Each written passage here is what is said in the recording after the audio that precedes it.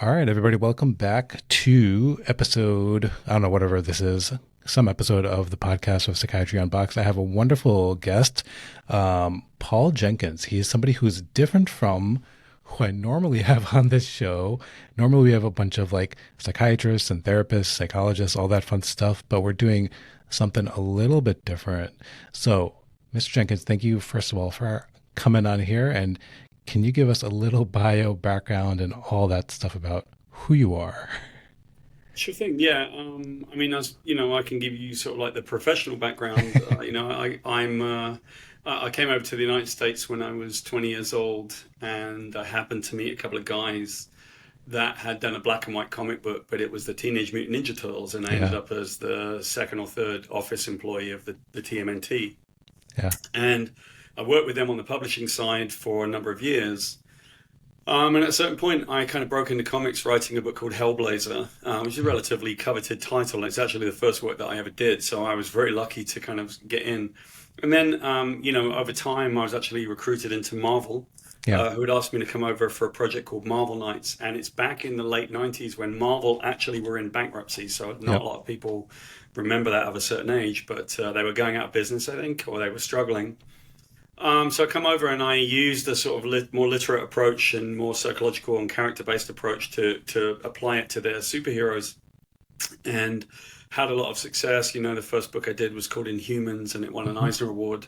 I'd end up writing the origin of Wolverine, creating the Sentry for Marvel, stuff like that. And at the same time, I've actually been a guy who's been at the vanguard of storytelling in video games as well.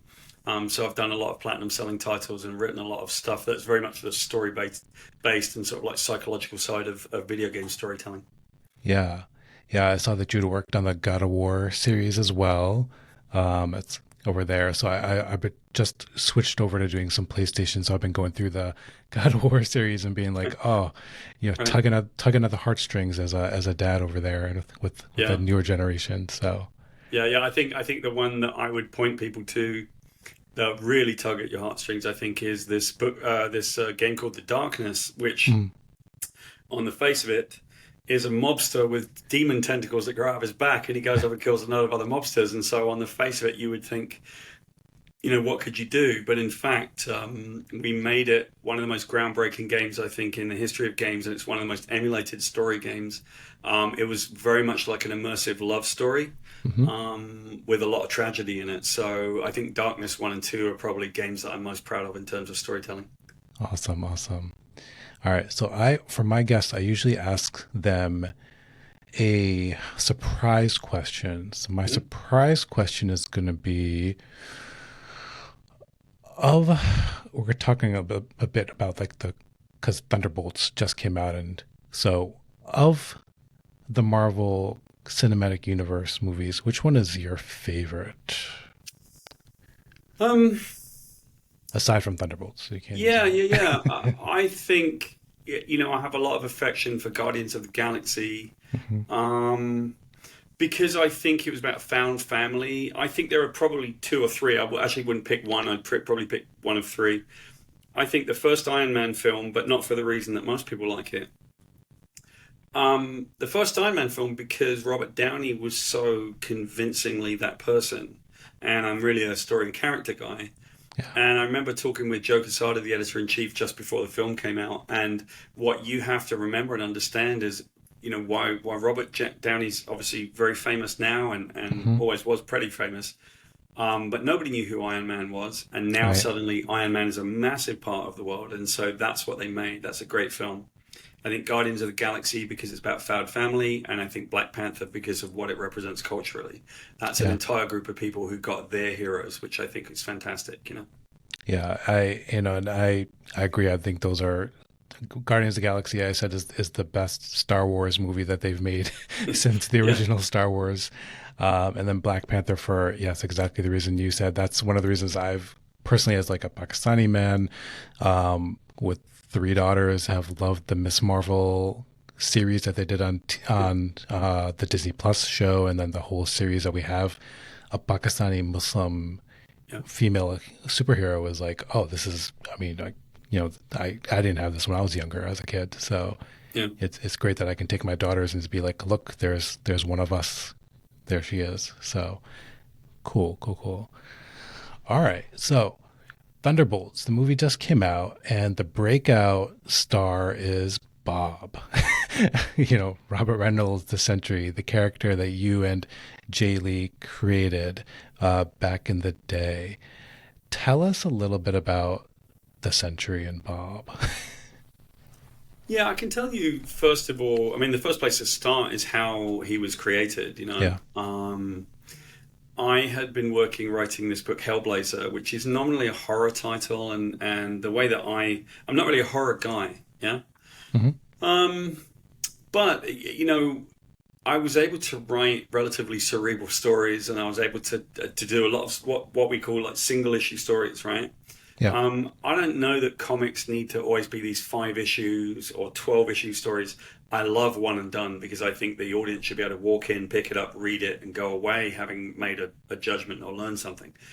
And so I wrote a lot of, much to DC's annoyance and probably Marvel's as well. I love single issue stories, and so I'm happily doing Hellblazer, but I didn't really want to do horror only, and I was working for the imprint that's called Vertigo. Mm-hmm. And what was pretty fascinating to me, was that I looked at their world, DC's world, and I happened to have been Alan Moore's editor, right? So Alan Moore created V for Vendetta and Watchmen, From Hell, and so I was very lucky to interact with Alan quite regularly. Yeah, he's a super kind guy, very, very brilliant guy, and I had been talking with him about trying to break in, and here's a guy who had done Miracle Man and The Killing Joke and Watchmen, all of these things that really moved your emotions, and they were very much more cerebral than typical superhero fare. That was my style. So I found a character that DC had. It was called Hourman, and Hourman takes a pill for 1 hour. He becomes a superhero, but then he can't take another one very quickly. And so to me, I thought, wow, this could be about addiction, like that would be the most addictive substance in the world. And I think he would be a superhero for an hour, and then the other 23 hours of the day, he'd just be saying to himself, when do I get the next one? I want the next one. He'd be desperate for it. Yeah. Pitched it to DC. They couldn't do it. Vertigo didn't want to do it. DC couldn't do it. And I talked to the editor-in-chief, Karen Berger, and she said, Paul, what you could maybe do is to see if you can create a brand new character out of this. So I did. I created the Sentry. I wrote the entire first issue out really and broke it down. And it was about addiction and mental health issues. It was, to me, I think it was important because I felt that we were now going to be able to walk into superheroes, which is a great forum. It's a place where eyeballs are on these characters, and we could discuss things that were not being discussed. So I brought it to DC and they said no, and then I brought it to Marvel and they said no. So I tried DC again and they said no, and Marvel said, it was a really difficult project. Yeah. But I was very lucky about 4 or 5 years later to win an Eisner Award with Jay Lee on pretty much the first thing I wrote for Marvel. And they said to us, you can do pretty much whatever you like. They were pretty open about it. Yeah. And I persuaded Jay, can we do the Sentry? To his credit, he said, absolutely, I think this is great. We pitched it and they let us do it. And we had this entire, I don't know if you're aware of this, but we had this entire hoax about how the Sentry was introduced to the Marvel Universe, which was pretty cool. And that's what gave it traction. Yeah. Tell us, for people who are not familiar with it, I did my little reading about it, but tell us a little bit about the uniqueness about Bob's history. When you're asking about the uniqueness, do you mean about the hoax itself? Yeah. Or... Right. So it's very difficult for them to introduce new characters. Yeah. So what they did, the idea was that the story itself, the very first story that we do, spoiler alert for anyone that likes read comics, it was about how this guy, the Sentry, who was a superhero, had been forgotten, and everyone forgot, and he was just coming to an awareness. He was beginning to remember who he was. Yeah. And because the story followed that path of a superhero reawakening, and it turns out he was a contemporary of the Fantastic Four in 1961, and we were trying to show that he had a whole history throughout comics that everyone had forgotten, we introduced a forgotten superhero as kind of a hoax. And the premise was that there was an old artist called R.T. Rosen, which is the most perfect comic artist from the Silver Age, the Golden Age, should say. And R.T. Rosen had just passed away, and I had been in the Marvel offices and found a character that had been completely forgotten that he had created with Stan Lee very long ago, that they'd both forgotten about and everyone had forgotten. So they did a fake obituary for R.T. Rosen in Wizard magazine. Then they did the story about me finding this stuff, and Jay and I'd be really excited, and it was created by Stan Lee. They got Stan in on it, so Stan was like talking about the character, but he couldn't quite remember it. So it was a really cool hoax, and then obviously they revealed the fact that I'd created him before, but it gave it traction. Yeah, good. Yeah, it's fun when you're reading the backstory to be like, and it's very meta in that regard of like, we've all forgotten him. Everybody's forgotten him. And now he's kind of remembering as well.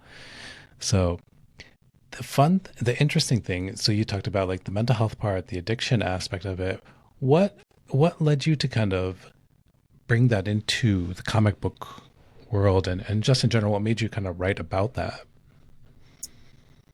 Well, okay, there are a number of things. So I think it's important to remember, and I think that we all probably could use a bit of a wake-up call at times, to remember that every single person you've ever met, everyone that you see, is either dealing with a mental health challenge of their own, and that just may be stress or money issues or something, right? But it may be, more profoundly difficult thing to encounter, or they have a family member that's dealing with it. We have all encountered, Alzheimer's disease taking someone away and having them lose their kind of memories before they pass and stuff like that. And, my family has no shortage of mental health challenges and addiction issues, right? Like just the way that my family has been. So, when I was a kid, my father left when I was 5, and my brother and I were raised by a mum who has some challenges like that. In a family that has a lot of those challenges, right? Yeah. And so I've always written about this. I mean, I think as a writer, you tend to be trying to describe the world that you see. Right. And I wanted to examine this and understand why people have challenges with their mental health. I had recently, just before the Sentry, had a long-time girlfriend who struggled with bipolar disorder. And so I had been experiencing so much of this that I really felt like I needed to write about it. Yeah. And yeah, you're right. I mean, obviously, like I see it every day as part of my job, but at the same time, like we see it in all different aspects of our lives that like mental health issues are there. Again, we're having the greater awareness as a whole about like mental health it's Mental Health Awareness Month and in general, and then addiction, right? We're unfortunately, we're still in the midst of this opioid epidemic that's never ending. I do a lot of work in addiction medicine as well, and it's something where, we're all going to lose people, whether we directly or not, but like it's unfortunate. And so coming back to the Sentry a bit, so like he has agoraphobia. You've written him as agoraphobia and schizophrenia. And then I think in the movie adaptation, it seems to be much more like a bipolar coded. Yeah. It struck me because I was watching it and they were using the same language that I use when I do my screenings for bipolar disorder and mania. Like, when I say like, do you feel like you're on top of the world? Do you feel like you're invincible? Do you feel like you have superpowers? And I was like, whoa, this just came right out of the movie in a way. Yeah. Yeah. I think that one of the things that hopefully people will find at least intriguing or feel perhaps that I did my research right. I thought it was very very important to give the Sentry a form of a diagnosis, so that I could hand that to Marvel and say, this is what I've written him like, and I've tried to be true to the character. I've tried to be true to that diagnosis as much as I know. Like, I know this sounds weird because obviously I'm talking to a mental health professional, but one thing you have to understand is that having been a writer for 35 odd years, having experienced so much of that stuff, in my own life. And as I lived it, I've spoken to psychologists about this. I was very unaffected by it. I actually had to experience it with so many family members, but it didn't do much. And he explained to me that there are some kids, he referred to them as unicorns, that essentially kind of like go through this and actually really aren't that affected by it. I was quite happy, but, you know, as a child, I don't have any bad memories particularly. Yeah. And so I wanted to make sure that we stayed true to understand that if we're talking about mental health issues, that we just don't go into sort of like comic book tropes of madness and insanity and, you know, people, you know, because there's no adherence to anything at that point. It's just that guy's mad, so presumably he stands around and does mad things, right? I really, really didn't want to write about that because I've never been that kind of writer. So what I did was I used my DSM-4 or 5 or whatever it was at the time. I got one up on the shelf, you know, and I sort of tried to take a look at what the primary diagnosis would have been, you know, whether there's a chemical imbalance, a secondary diagnosis of any kind of borderline personality disorder or any kind of personality disorder that I thought you might have, whether or not there are any stuff. And I spoke to a couple of people that are in your profession so I could get it right. Yeah. Because I'm always like that with research, And I think we landed somewhere at either disorganized type schizophrenic or paranoid schizophrenic who struggled with agoraphobia and was dealing with burgeoning borderline personality disorder, and was trying to kind of keep the pieces together. And that was what Bob Reynolds, the alter ego of the Sentry in the Void, was. So now he gets this mega superpower. He gets this serum that turns him into the Sentry. Yeah. And he becomes, you know, the golden guardian of good, this idealized like Superman that stands on the parapets of a castle with his cape behind him. Yeah. And he's this idealized thing. He doesn't even cast a shadow. And the premise of the story is that he, you know, because he doesn't cast a shadow, he fights a creature of the blackest night called the Void, who's the creature of shadow. And what you find out, he is both of them. Yeah. And he's destined to fight himself until the end of time. And so then a lot of that was about the internal struggle of a person externalized in a way, in the most extreme superhero kind of fashion. Yeah. Yeah. And I appreciate that because it's so many times we see terrible depictions of mental health in the media. I've been, you know, like a pretty vocal critic of like Joker, the movie The Joker, just because I was like, oh, of course, once he loses his medications, he becomes a psychotic killer. And it's like, no, it's not that simple as just this is the one thing that's keeping somebody with a mental health issue from becoming murderers, which is the standard stereotype that we fall into with that portrayal or with that whole discussion. And I want to add something else as well. Actually, you know, as we're talking on camera, right up here is this thing right here is actually, it's called a PRISM Award. Yeah. And it's given by the government on a yearly basis. They do these PRISM Awards and that was for an accurate portrayal of mental health issues. Not for the Sentry, but actually for a project called Penance. Okay. And that project was another Marvel hero who used to be called Speedball, and we had turned him into it because he had this terrible thing in Civil War. Yeah. And it was generally about the fact that the guy struggled with PTSD, and it was about the neural pathways having been kind of burned out, how he was trying to reorder them and what was happening to his behavior because of it, right? Yeah. So I'm not patting myself on the back, but what I'm saying a little bit is that I have always taken very seriously this particular thing. And one of the things that then pays me back for that research and the work is that I've found now that so many people who are struggling with mental health issues are now gravitating around a Sentry. There's actually this lovely online community that I found. Perhaps it's where you found me online. Yeah. But they're all revolving around the Sentry, and their numbers are growing. They're real big fans. And so many of the folks in that group are very open about the fact they're dealing with the challenge of mental health themselves, and they really identify with the Sentry. So nothing's more gratifying as a writer and as a person than when people come to you and say, I'm so grateful that you created a character that represents me. Yeah. Yeah, and again, like that's one of the main reasons I reached out, because I was like, he did it the right way. It's just the right thing versus, again, so much of the crap that we see sometimes, unfortunately, that's out there.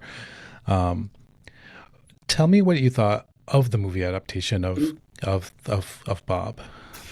Well, I thought it was wonderful. First of all, I can tell you about the intent, and I think, if you've been complimentary to me, I can pass that compliment over to the filmmakers.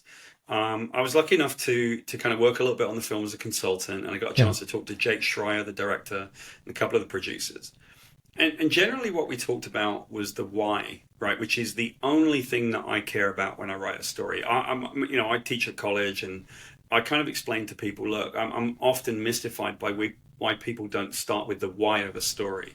right. Tell me why this thing deserves to exist and what it's about. Because most of the time, people are saying, well, it's got robots and laser beams in it, and that's not a thing. That's just an event, Right. right? But the why of the Sentry meant something to Jake. And so we talked about the things that you and I have discussed a little bit. I told him what I thought the character's diagnosis could be, but I felt that no matter what it was, they should land on something for the film and then say, we're going to stick to that and we're not going to go outside the boundaries, yeah? Yeah. So then I got to then see the film at the premiere. I hadn't seen it in full. And there were two really cool moments. I walk into the after party, and Jake Schreider's there, and he calls me over, and I said, well, Jake, how you doing? And it's been a while, right? Because I hadn't seen him in Yeah. a couple of years. He's been busy on the film. And Jake was very kind, but very honest, right? He was like, what did you think? Yeah. How do you feel about our film? And I said, listen, man, I think you did a fantastic film. I know that Marvel has a bunch of requisites, and you managed to kind of punk yourself outside of those and get past the requisites and still make this film that, has a lot of merit, to your credit and Marvel's, right? And I think that's a testament to the professionalism that they brought to it. I read an article where Florence Pugh and in fact all of the actors, Florence Pugh at the very beginning of the film, there's a lot that's sort of coded as kind of like self-harm at the beginning of the film, right? And she said, I'm getting out of costume. I'm going to be wearing sweats and a t-shirt. Because if I'm going to be like that, that's what I would be wearing if I'm really feeling bad, right? Yep. And so they really adhered to the idea of mental health challenges, of writing about mental health and portraying how we need to ask for help, or how we need to help people. Yeah. And then I was lucky enough to meet Lewis, right? Lewis Pullman, who Yeah. plays the Sentry. And, I'm expecting to just say, hey, man, how you doing? And like Jake, he was like, oh, my God, man, it's so great to meet you. Can I get your number?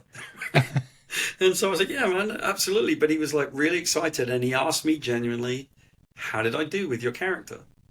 And I think that it speaks to a lot for Lewis, right? That Lewis knows well that there's a community of people that look up to the Sentry. Oh, yeah. And he wants to do the right thing for them by being the Sentry and giving them that representation. So I didn't just like the film.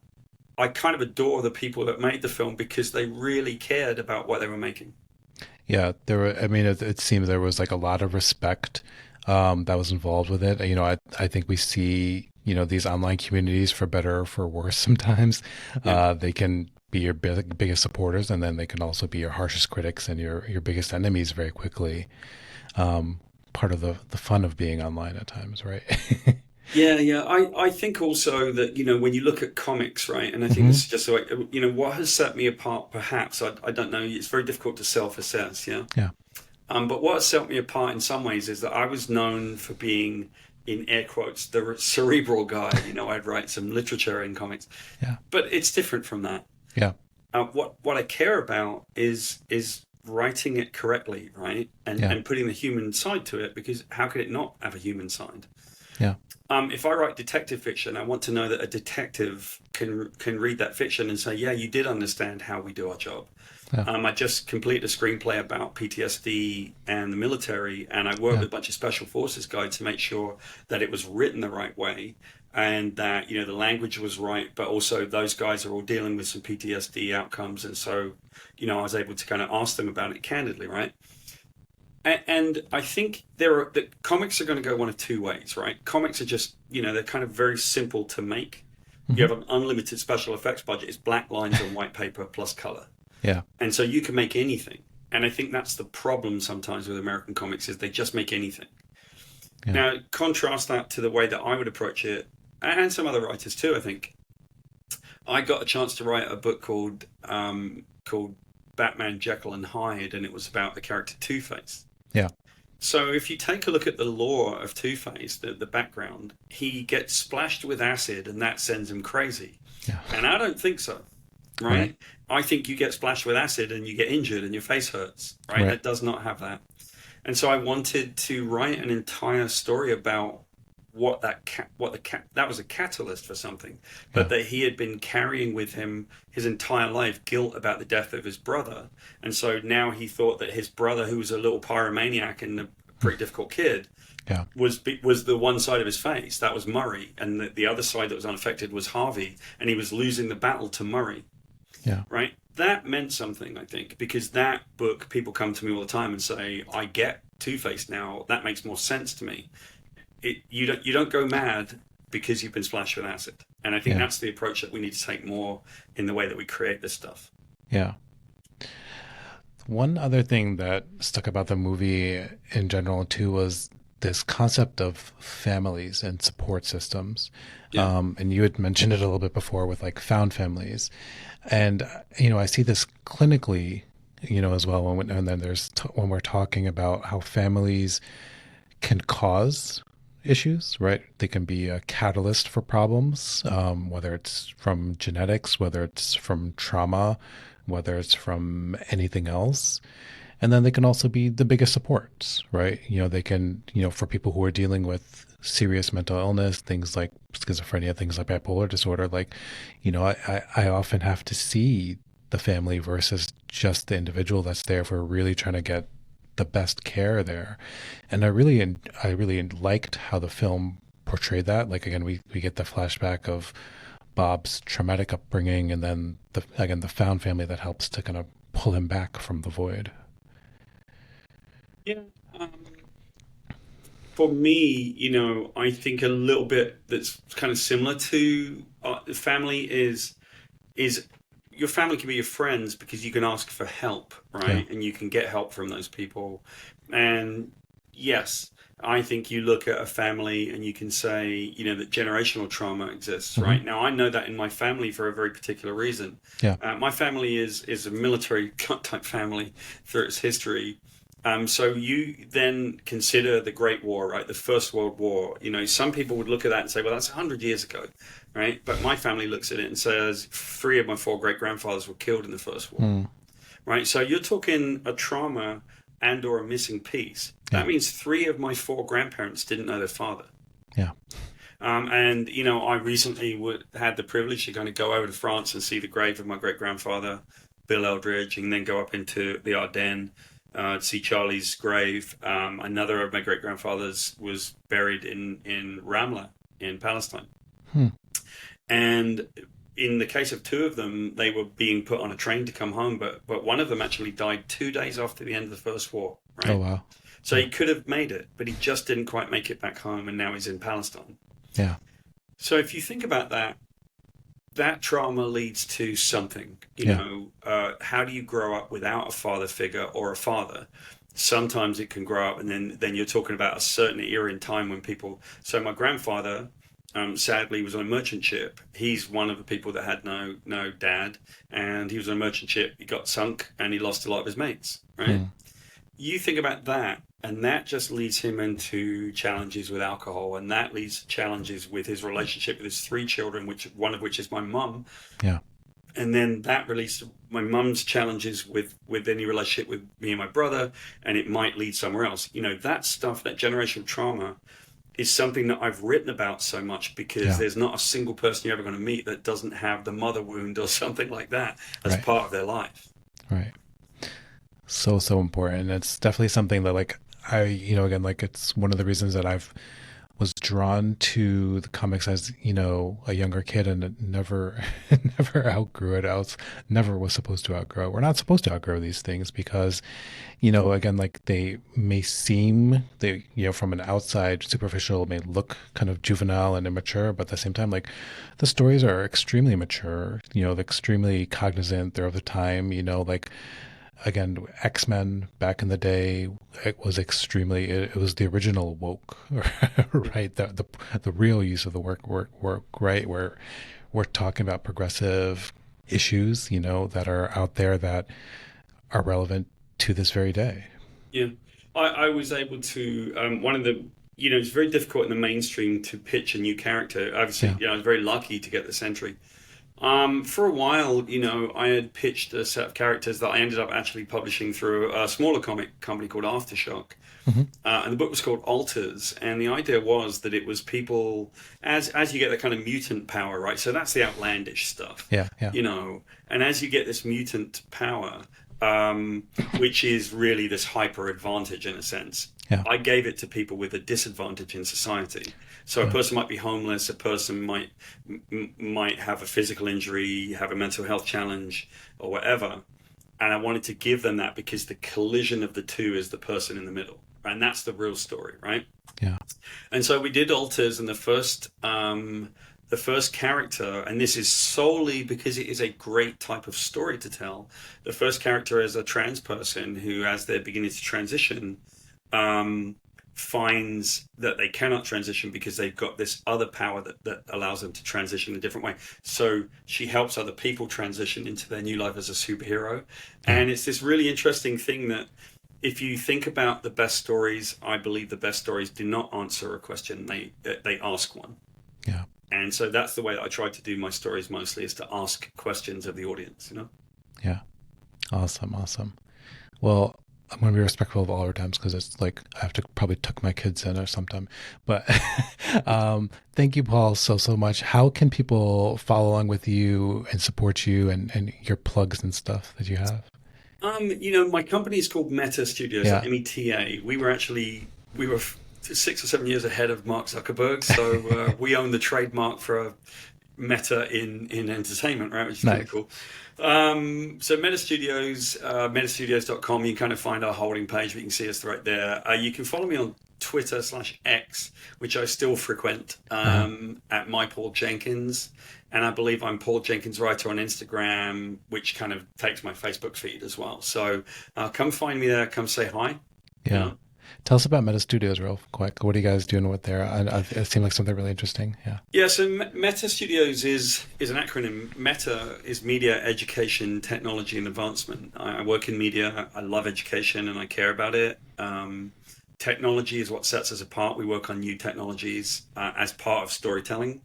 And A is for advancement because we like to advance creators as best we can. So Meta Studios right now is working on a number of things. We are working on a couple of game projects that have a bunch of new technologies supporting them. And a lot of what we do is we make these new projects so that they can be a use case for these new technologies and people get to see how the technologies work. And then it helps build them into other businesses, right? So it's kind of like this, if it's going to be weird, then I'm probably going to be doing it. That's generally what I'm doing right now. Hey, the weird people are the people who do the stuff, right? So somebody's got to do something new. So, all right. Thank you again, Paul, so much. I really appreciate your time. Again, congratulations on the success and the refound love. We found the love that's for the Sentry again after he was there the whole time, right? Thank you very much. I really appreciate being on. All right.